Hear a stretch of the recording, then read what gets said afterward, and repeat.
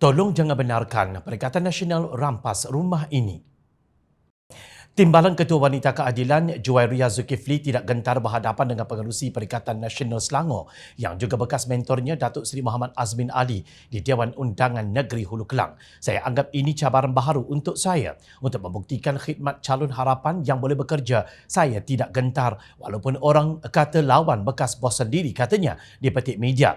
Untuk rekod, Juwairiyah tidak mengikut langkah Azmin Ali yang mengkhianati mandat pengundi melalui langkah syaratan yang menyebabkan kejatuhan Kerajaan Pakatan Harapan pada hujung Februari 2020. Kerusi Dewan Undangan Negeri Hulu Kelang dimenangi pemimpin amanah Saari Sungip sebagai mewakili Pakatan Harapan pada pilihan raya umum ke-14. Saari meraih 25,746 undi dengan majoriti 15,349 undi selepas mengalahkan calon Barisan Nasional Ismail Ahmad 10,397 undi dan calon PAS Farhan Kamalul Hisham 7,573 undi.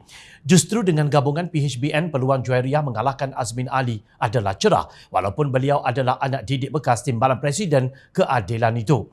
Berita baiknya, hari ini bukan hanya Juwairiyah seorang yang mempertahankan kubu Pakatan Harapan daripada serangan pengkhianat. Naib Presiden UMNO, Datuk Seri Johari Abdul Ghani, hanya ada kata-kata pujian buat Perdana Menteri yang juga pengerusi Pakatan Harapan, Datuk Seri Anwar Ibrahim. Menurut beliau, jika Kerajaan Perpaduan pimpinan Anwar Ibrahim diberi masa 10 tahun sahaja, nescaya rakyat akan melihat sebuah negara yang dibanggakan.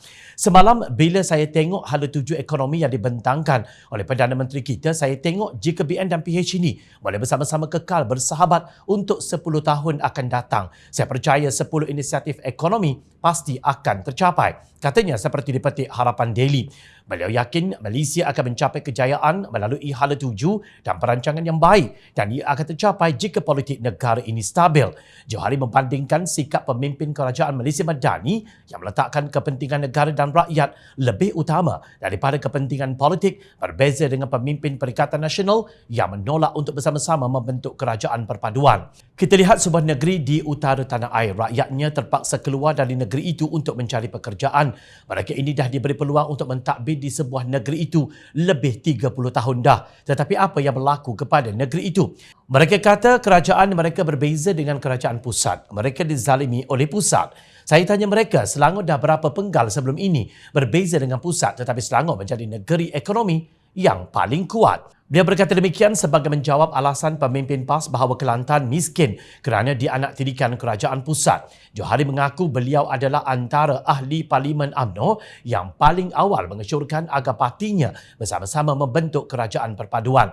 Selepas pilihan raya ke-15 lalu, apabila tidak ada satu pun parti yang menguasai kerajaan atau boleh menubuh kerajaan, saya antara orang pertama cakap secara terbuka, kita kena tubuh kerajaan unity, iaitu kerajaan perpaduan. Orang tanya saya kenapa? Saya cakap jika kita tangguh penubuhan kerajaan ini, ia akan memberikan kesan yang tidak bagus kepada negara, ujarnya. Beliau menjelaskan bahawa UMNO kena bantu negara ini untuk menubuhkan kerajaan kerana jika tidak, Malaysia akan menjadi seperti Thailand. Dah beberapa bulan dah tak boleh wujud.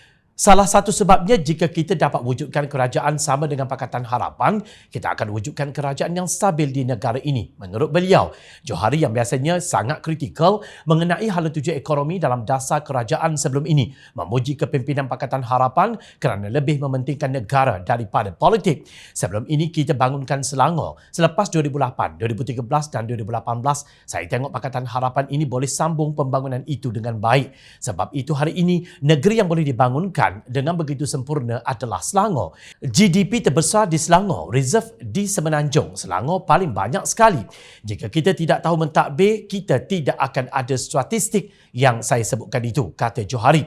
Minggu lepas, Perdana Menteri menegaskan bahawa kerajaan menyasarkan Malaysia untuk berada di kedudukan 30 ekonomi terbesar dunia dalam jangka masa sederhana. Ini bukanlah sesuatu yang mustahil kerana pada tahun 2016, PricewaterhouseCoopers PwC, sebuah badan korporat antarabangsa yang menyediakan perkhidmatan profesional, perniagaan, keuangan dan sumber manusia telah meletakkan negara ini di tangga ke-27. PwC menjangka Malaysia akan meningkat ke kedudukan ke-25 di dunia berdasarkan keluaran dalam negara kasar GDP mengikut pariti kuasa beli PPP pada tahun 2030. Memetik kata-kata Perdana Menteri ketika berucap semasa program ceramah Arus Merah Kuning di Subang Bestari pada Sabtu malam. Seri Perdana ini memang macam istana. Tahu tak berapa kos dia?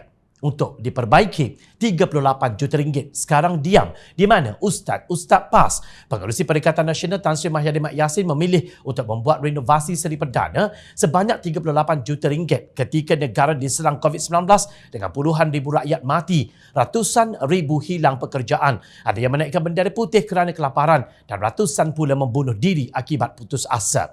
Malaysia hampir terjerumus ke zaman gelap semasa ditadbir oleh gerombolan tebuk atap yang tidak cekap, yang hari ini hanya tahu menjajah naratif perkauman demi meraih undi. Pengundi Selangor yang bijak sewajarnya berdiri bersama Juwairia dan belakang seperjuangannya menolak pengkhianat daripada merampas rumah ini yang telah dibina dengan keringat dan air mata pejuang yang ikhlas. Gabungan PH dan BN antara terbaik di semenanjung Malaysia kerana saling melengkapi antara satu sama lain bagi membina semula negara tercinta dalam kerajaan perpaduan Malaysia Madani yang turut disertai oleh rakan-rakan kita di Sabah dan Sarawak.